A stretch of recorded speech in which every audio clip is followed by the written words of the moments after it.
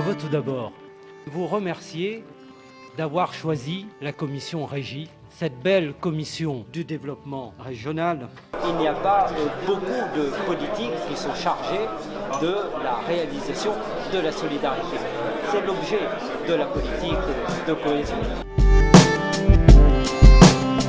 Quand les basculements économiques, démographiques, climatiques du monde obligent l'Europe à un bond en avant, quand grandissent partout les tentations de repli, nous avons au Conseil européen des chefs d'État qui ne sont pas à la hauteur de ce moment et qui se comportent en petits gestionnaires d'un syndicat de copropriétaires. Le Conseil européen a fait des propositions qui sont très inquiétantes pour l'ensemble des régions d'Europe, ainsi que pour les régions les moins développées, parmi lesquelles les régions ultrapériphériques. Ne pas avancer, c'est reculer.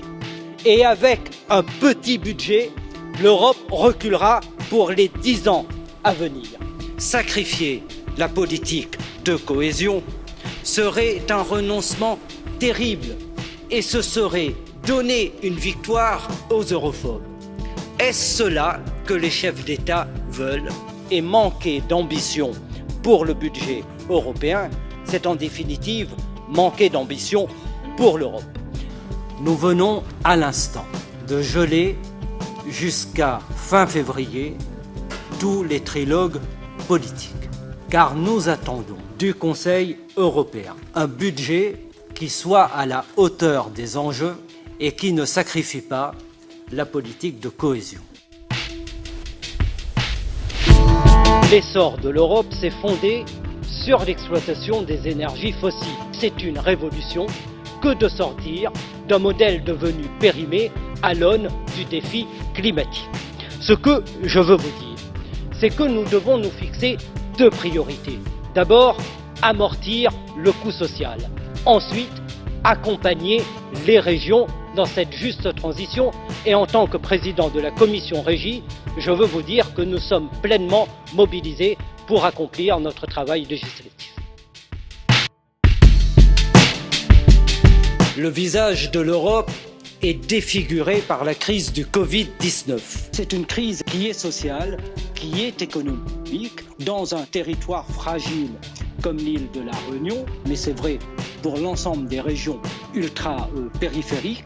La durée de cette crise fait porter un risque très grand et c'est pourquoi, au niveau européen, nous avons pris un certain nombre de mesures. En pleine catastrophe sanitaire, nous devons rappeler que la seule politique européenne qui a été en capacité de venir en aide à tous les États membres, c'est la politique de cohésion. Nous serons très vigilants pour que la direction des 350 milliards du fonds de relance vise bien les objectifs de la cohésion. Comment aussi le semestre européen ciblera-t-il, dans le cadre du plan de relance, les régions, les groupes et les secteurs qui en ont le plus besoin pour s'assurer que les régions insulaires et ultra-périphériques ne soient pas laissées pour compte.